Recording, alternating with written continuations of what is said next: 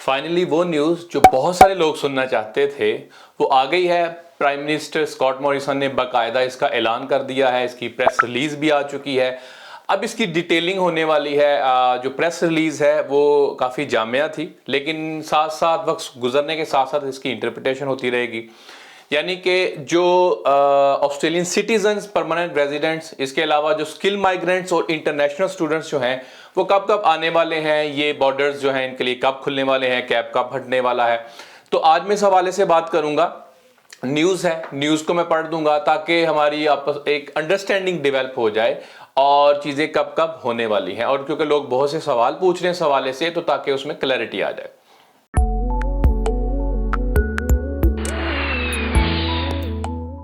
मेरा नाम नासिर नवाज है और मैं ऑस्ट्रेलिया में रजिस्टर्ड माइग्रेशन एजेंट हूँ। फाइनली वो न्यूज़ आ गई है जिसके बारे में लोग पूछ रहे थे कि ये प्लान्स जो हैं ये कब कब होने वाले हैं, इन प्लान्स को कब इम्प्लीमेंट किया जाएगा।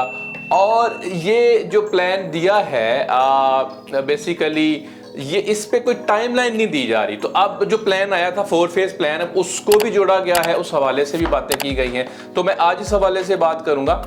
सबसे पहले जो प्राइम मिनिस्टर ने ये कहा कि Australia to prioritise return of citizens, permanent residents followed by skilled migrants and international students.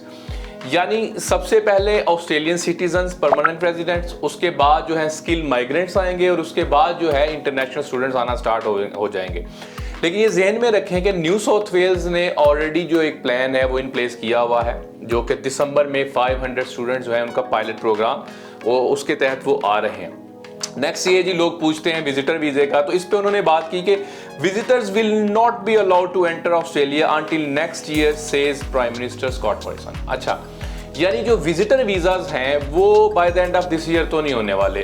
जैसे मैंने पहले भी बात की कि आप एप्लीकेशन कर तो सकते हैं, सबमिट कर सकते हैं, अप्लाई कर सकते हैं, लेकिन उसमें कोई कंक्लूजन नहीं हो रहा, यानी उसमें ग्रांट नहीं आ रहे या प्रोसेसिंग नहीं हो रही उस तरह।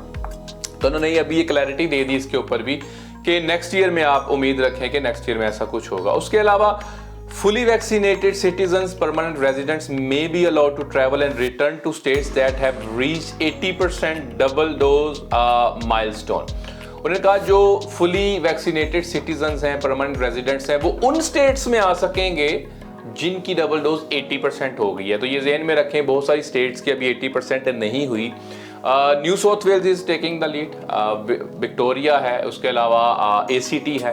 तो इनमें जो है वो बहुत तेज़ी के साथ वैक्सीनेशन हो रही है, बाकी स्टेट्स भी कर रही हैं, लेकिन इन्होंने ये भी क्लैरिटी दे दी कि 80% जहाँ पे होगी वहाँ पे ही ये आ सकेंगे ऑस्ट्रेलियन सिटीजन्स और परमानेंट रेजिडेंट्स। इसके अलावा having a vaccinated population, particularly when we hit 80%, that means Australia will be able to begin opening up to international travel again, and there are 3 priorities।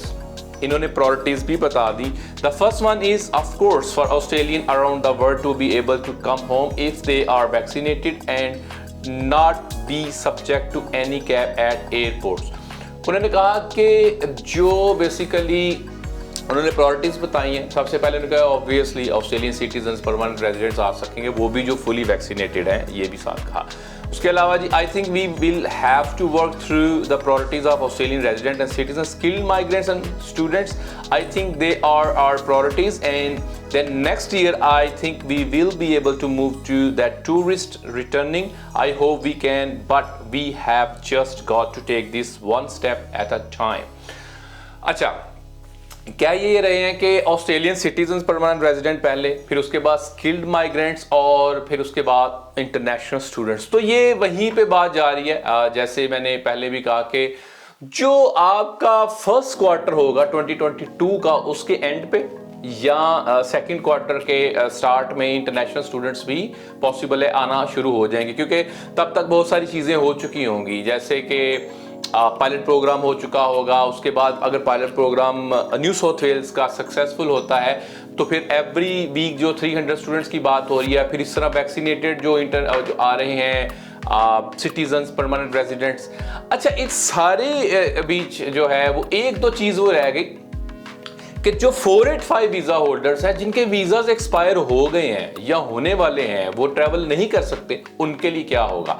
तो गवर्नमेंट को उनके लिए भी कुछ करना चाहिए। लोगों ने आवाज़ें उठानी शुरू कर दी हैं, जो कि 485 वीज़ा होल्डर्स यानी TR होल्डर्स थे, उन्होंने आवाज़ें उठानी शुरू की हैं और उन्होंने गवर्नमेंट तक आवाज़ पहुंचानी शुरू की है कि भाई हमारा क्या कसूर है। जिन्होंने 2-2 3-3 साल यहाँ पे पढ़ा, 4-4 साल यहाँ पे पढ़ा, अब 485 लिया, वो चले गए और 18 महीने से 2 साल से वहीं पे हैं। कुछ लोगों के वीज़े एक्सपायर हो गए हैं, अब उनके साथ क्या होगा। अच्छा, मैं इस पे यही कहूँगा कि आप यही कोशिश करेंगे, जैसे change.org है, उसमें कोई पिटीशन बना के, या ऑलरेडी हो सकता है वहाँ पे मौजूद हो, तो स्टूडेंट्स जो हैं वो जो 485 वीज़ा होल्डर्स हैं उनको चाहिए कि उसके ज़रिए अप्रोच करें, या इसके अलावा अपनी अपनी जो आपकी गवर्नमेंट्स हैं, उनकी फॉरेन सर्विसेज हैं, फॉरेन अफेयर हैं, उनको अप्रोच करें ताकि वो ऑस्ट्रेलिया तक आपकी आवाज़ पहुंचा सकें। और इस आवाज़ के पहुंचने से क्या होगा, ताकि एटलीस्ट कंसिडरेशन में ये चीज़ें आ जाएंगी, एटलीस्ट एक्सटेंशन में चली जाएंगी। जो अपोजिशन वाले भी हैं वो बात, मैंने एक MP को मैंने सुना है बात करते हुए 485 के ऊपर कि उनका क्या कसूर, उनको भी कुछ रिलैक्सेशन दी जाए। तो आपको भी चाहिए, आप भी आवाज़ उठाएं और कोशिश करें कि ऑस्ट्रेलिया तक आपकी आवाज़ पहुंचे और आपको भी एक्सटेंशन मिले।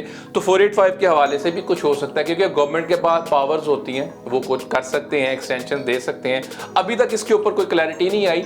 ये जस्ट मैं ये बात ये कर रहा हूँ कि किस तरह इनको अप्रोच किया जा सकता है। ऑब्वियसली विद ड्यू रिस्पेक्ट के जैसे वीज़ा जो है वो राइट नहीं है, वो प्रिविलेज है, उस प्रिविलेज को भी अवेल करने के लिए रिस्पेक्टफुली उनको अप्रोच किया जा सकता है। तो ये खबर है कि जो बेसिकली इन्होंने अब क्लैरिटी देनी शुरू कर दी कि फेज़ जो प्लान बी, फेज़ 2 है, 3 है, ये कैसे कैसे चलेंगे। नवंबर से आई थिंक ये खुलना शुरू हो गया और होम क्वारंटीन की तरफ जाने शुरू हो गए।